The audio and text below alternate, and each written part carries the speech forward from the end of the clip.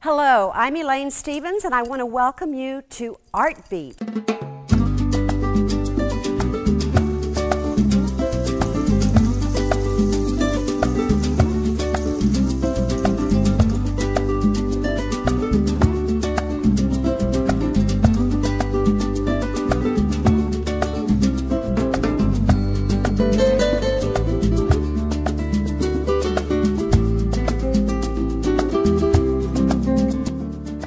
Welcome to Art Beat. Well, when I walked into Negrato's gallery for this particular show, I thought it was filled with the work of several different artists. As you can see, there are wildflowers behind me and there are portraitures all around me.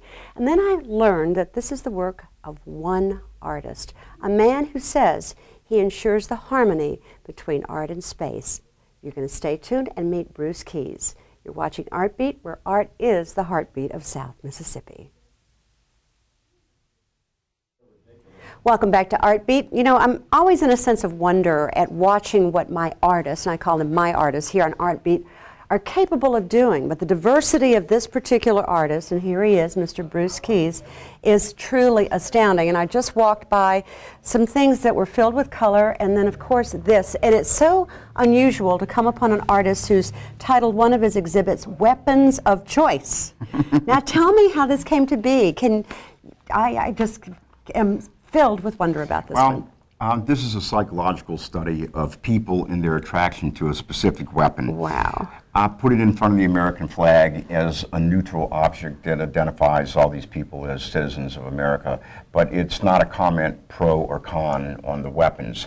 It's a psychological study of why a particular person is attracted to a particular weapon, and that's why I called it Weapon of Choice.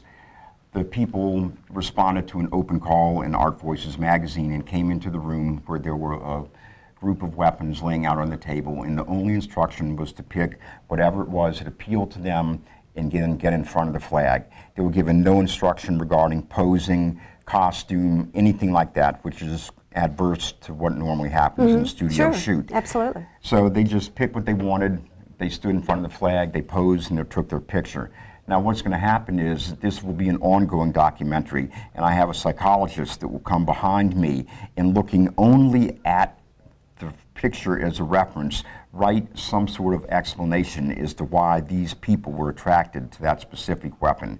So I see it as a psychological study with photography as the medium. Now when you say it's a documentary, obviously it's going to be in a book form, or is it going to be a mini video? Or well, I think it will just be an ongoing portfolio. It has the possibility of being a book and is included in one or two collections already, but I would have to work on it for another couple of years. But my projects, as you know, are long-term. Yes, they are. So, you know, for me to work on this for another 2 or 3 or 4 years wouldn't be uncommon at all. Now, how did this come to you? Truthfully, I was looking for something that would be a little more controversial. When you look at the rest of my work, it's documentary of the normal genre. It's people and environmental portraits and, you know, botanicals and nature and things that all fall into place. But I wanted something that would be a little different, something that was a stretch for me, and that's the reason I came up with this concept. I was stunned when I walked in here, and I continue to be, because the faces, the images are of men, women, multicultural, it's very diverse, but which one are you most drawn to? I have to find out, as the artist, as the man who took the pictures, which is the one that captures you most? Undoubtedly, it would be this girl here.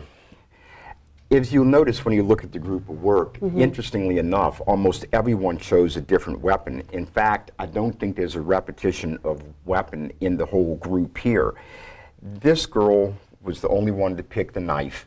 She has a very interesting off-camera look. She's not looking at the camera at all. She almost has this 1,000-yard gaze that's associated with people that come back from Vietnam or post-traumatic scenarios. And she's the only person here that in any way implied using the weapon on herself. I mean, she's standing here like she's going to hack her hair off with a chef's knife. So to me, this is definitely the person that stands out as the most unique relationship between the weapon they chose and their own feeling about themselves. So to me, as a psychological study, this image is definitely the most unique. You know, It truly is, but at the same time, I think each one stands on its own. And what's so amazing to me about this particular study is that you and I were at the Writers' Conference recently, which IP sponsored, and at the Mary C. and so forth. This kind of material just lends itself to a writer's hand immediately, doesn't it not? Oh, it does, and that's why I was dying to associate myself with the psychologist, someone that could put some observation in there that I couldn't Absolutely. do. I'm not a writer. I use the camera and I recognize my limitation, so I definitely wanted to pull in the expertise of someone that would kind of fill this out. In fact, this would probably be the first body of work that I've ever done where I would look for words to accompany the photos. In most cases, I don't do that. I don't caption things. I feel most of my photography, as you'll see, is self-explanatory. So this is most unique from several perspectives, including the one of wanting to have someone write things, an analysis to go along with the work. Well, when the psychologist comes on board with you, you have to let me know so we can do another art beat on it. So let's just take a little stroll over there and look at something that's less shocking, more traditional, shall we? Sure. Well, of course, this is a little bit more traditional than weapons of choice. Obviously, we're at a carnival, right? Yes, this is a merry-go-round that was in Audubon Park when I was a child. Know it well. And I used to ride this horse when my dad would take me on the weekends. And then what happened was they took it apart completely and stored it for over 30 years. Then they brought it back out, refurbished the whole thing, all the horses and everything like that, and it is now currently inside the confines of the park and the zoo, as they moved it across the street, from across Magazine Street, and now it's right in the center of the zoo. How do you know this is the horse? Well, because I recognize the horse, because my dad This is the horse you rode in on, Bruce. weekend. That's one, and I stayed there, and they had the ring and everything else. And Wow. it looks probably a little nicer now than it did even when I rode on it. Now, but I was particularly attracted to that. I'm very attracted to it, and I'm especially attracted to the colorization. So for those who don't know, including myself, you have black and white behind you, but how do you achieve this particular technique? What happens is it's subtractive. The whole color, when it's originally taken, is color.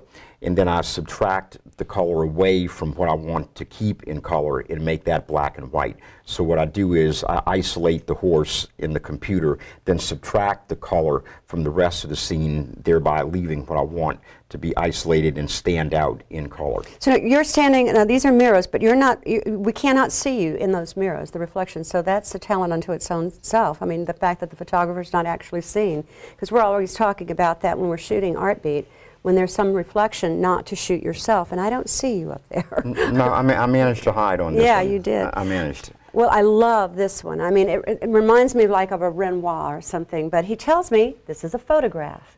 But if you look closely enough and the camera can capture it, there's a technique here that's truly very artistic, almost as though it were painted with oil. So I'm very curious about how you achieve this one. To me, this is a synthesis of photography and painting. I don't have the talent or the capability to paint, so I use the camera to give me the original image. And then what I'll do is I'll print the image on a canvas. As you can see, this is soft. And then I'll seal the canvas with multiple layers of a seal, then come back and apply the gel, and many times with a brush or a gloved hand, to give it the impasto and give it this texture, the third dimension.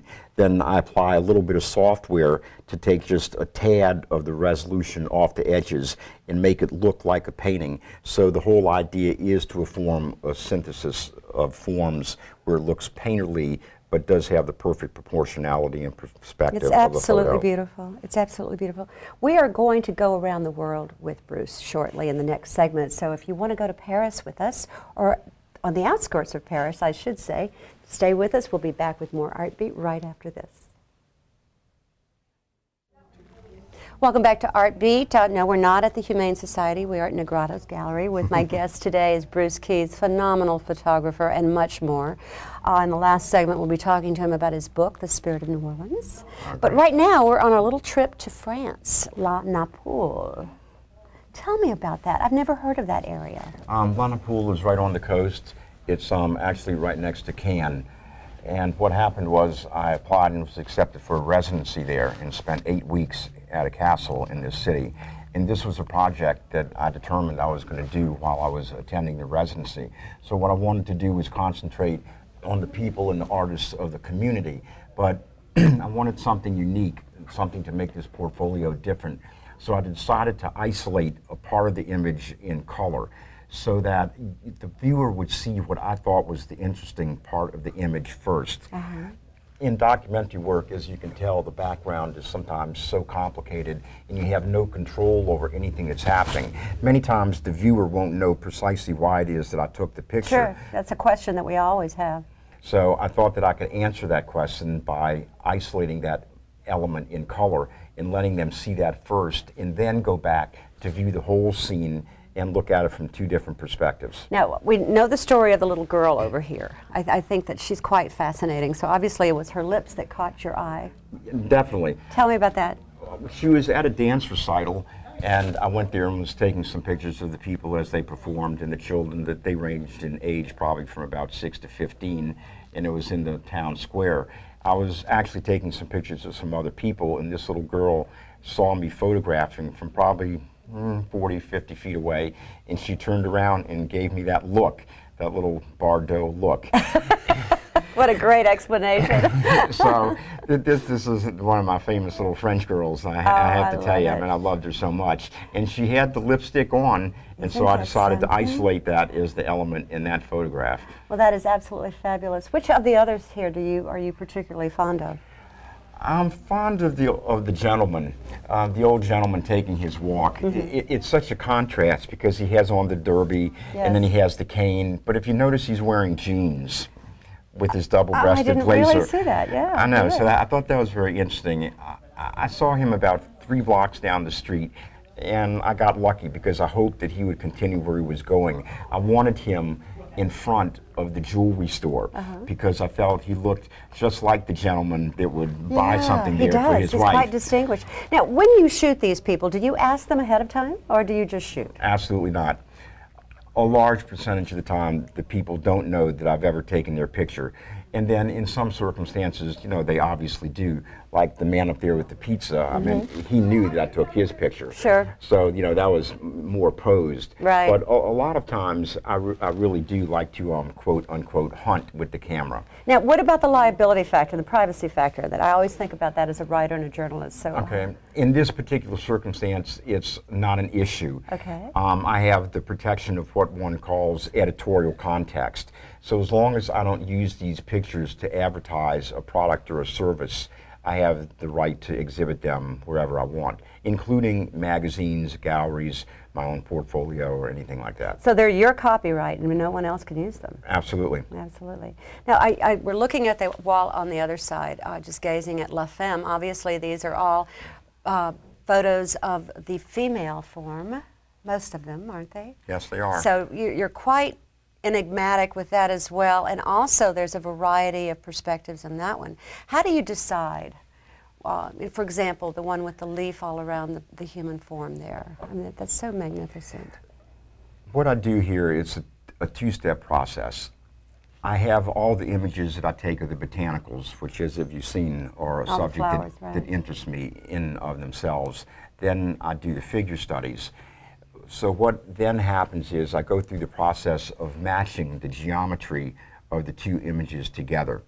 Photoshop allows me to adjust the proportionality as well as the transparency of the image. And by using layers, I have the ability to overlay the images, manipulate the proportion, the transparency, and the relationship of the two themselves so that I make it translate into what I want it to be. This one here, it almost looks as if this girl has butterfly wings. She does. I mean, it reminds me of Tinkerbell. Yeah, right, it right. has that feeling. Right, and her hands are perfectly Beautiful. placed and everything. So the digital technology allows me to do these things that I never would have been able to do in the traditional silver print darkroom. Now, I know that the audience is going to be aghast at this next sentence that I'm going to utter, but you are self-taught? I am. That is truly amazing in itself, Bruce. How? It seems like you had some form of a mentor. Obviously, someone is your inspiration. All the classical photographers were my inspiration. Yeah, yeah. When I decided I was going to be a photographer, I went to the bookstores and stayed there all day. I guess of people that I really particularly immediately fell in love with were people like Cartier-Bresson, because Bresson had such an incredible ability to anticipate what was going to happen and catch that precise moment, the one tiny second when it peaked, as if in the famous photograph where the person is jumping over the puddle and he has the perfect reflection in the puddle. The person is right there. That photo lasted for maybe a 20th of a second, and he got it. So I immediately realized from his type of work how critical timing was. And I have several other favorites as well. Walker Evans, of course, who also, like myself, refused to caption his work, feeling that the photograph was a statement in and of itself, and that words did not add anything to it. Wow. Well, I'm still on the puddle because that must require tremendous patience and a great deal of intuition. As well as some luck. And a good camera. A good camera. a good camera. We need that, don't we? We do. Equipment is important with what I do because things happen quickly. So that's why I use the motor drives and all the things that enable me to grab something fast. Like I say, patience, as you mentioned, is a part of it because sometimes you see a scene that in your mind's eye, if the right person comes along, the picture will be made. So if you determine that that's important enough to you, you sit there and you wait for that person to come into frame. And sometimes that's the way it happens. Now, you know, on TV we see all these things where the photographer's taking all these photos and he's clicking, clicking, clicking. But it looks like these were just one-of-a-kind shots in this entire gallery. Or did it take you quite a bit of shots to get that perfect one? Mostly not. Mostly not? Mostly not. Wow. That, so it's that perfection, so yeah, that kind thing. of a thing is sports, other things Fashion. like that, right? Yeah. You know, where somebody is going through a sequence of moves and you're really just trying to break down a series of movements into tiny increments. But this, this work is normally not the case. I see what I want, and really do I need to take more than 2 or 3 images to get what I think is going to be the right image. Well, it's because you've been at it for over 30 years. That's true. That's true. Hopefully. And you're going to see a whole different technique in this next segment when we return with more Art Beat right after this message. You are watching Art Beat with my guest, Bruce Keys. I'm Elaine Stevens, and it is a delight to have you. But I have to ask one question before we go to this very modern part of your work, and that is, how do you feel about all of the changes in your industry? The fact that it has become digitized and film is seldom used, although you do use it, I know, you still do, but all the changes, has that intimidated you in any way as an artist? No, in fact, quite the opposite. It's expanded my horizons incredibly. None of these images you see here would have been possible in the silver print darkroom. With these, I start with the blank canvas, literally, and I create the work in the computer. This is digital art. It's a totally different concept, and only now is capable because of the computers and the softwares that we are able to work with today. And personally, I enjoy this expanded horizon tremendously. Well, it's obvious that you do, but now it's so, and pardon the description of this, but it's much more impersonal. Is it not? Or do you feel it's personal? Obviously, there's not a person there. That's right. It's personal in its interpretation, but not necessarily in display. And the subject matter. Right. But then, you know, we have those over here, and let me just point out the fact that there is photography within the context of these. Am I correct? That's correct. This one in particular is quite evident that there's a photograph there. That's right. This is one of my favorite places in New Orleans, Lake Long Cemetery. And this is the tomb with the Sphinx. And this has been one of my favorite places for years, and I wanted to take that and abstract it in a way and do something other than a standard photograph. So again, the technology today enabled me to create this rather abstracted cubist look of a rather traditional scene. I'm a little fascinated by the colors you use, pink and blue, which are obviously the male-female in most people's mind, but it's so pastel, and yet it's a cemetery, and it has a very soft color palette. Well, I thought that that would be a nice contrast. Yeah. I thought it was very interesting. And the Sphinx is so enigmatic to begin with. And Well, in other words, death is not interesting- that harsh in your mind. It's very soft, right? I agree. I agree, yeah. Okay, I know we have to talk about the book from the Spirit of New Orleans, but I've got to take a quick look over here, All right. if we could. And that Sure. is, again, we have something that's completely different. This is the similar to the technique of the flowers, is it not? That's correct. And tell me how you achieved that. You said that was from This was from Top the of balcony of the the- Old Chimneys the restaurant. old chimneys before the hurricane. That's right, that's correct. And actually the background there is the highway. Wow. Oh, But again- goodness. Because Yeah. of the technology, I was able to take out the gas stations, the neon, and all the lights and the highway and everything like that, and render it into a scene that's, you know, much more natural and pure. So that's, again, the advantage that I never would have had, and I can affect the color of the sunset and everything as well. Now this one has a totally different tone to it. It almost looks like the Wild West to me, but where is that? Well, I mean, you're right. It's Is the it- West Coast. is it really? Okay. It is. This is on Highway 1. We did not say that before the camera was on, I No, promise. she didn't. She knew it intuitively. It's true. And so this was a place we stopped because the surf was nice. It was just an It is inviting place. beautiful.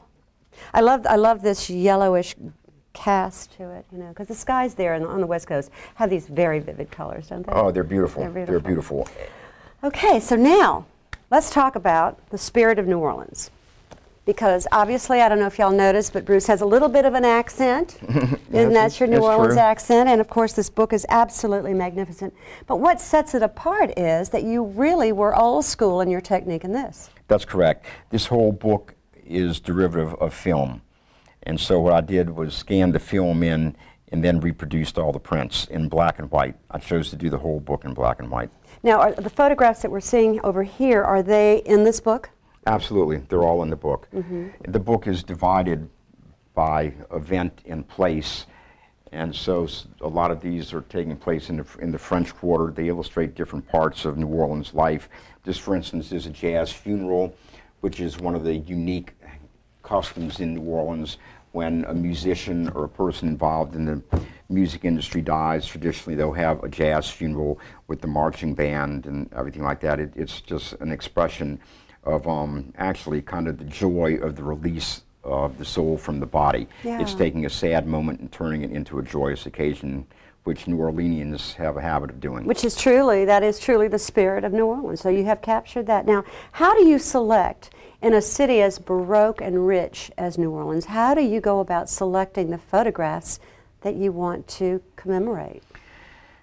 Well, this Gotta one, be hard. It is hard, but this one took a long time. I worked on this one for 30 years. So then what happened is I started pulling out thousands of images and laying them all out, and dividing them, in the editing process becomes harder than the photography.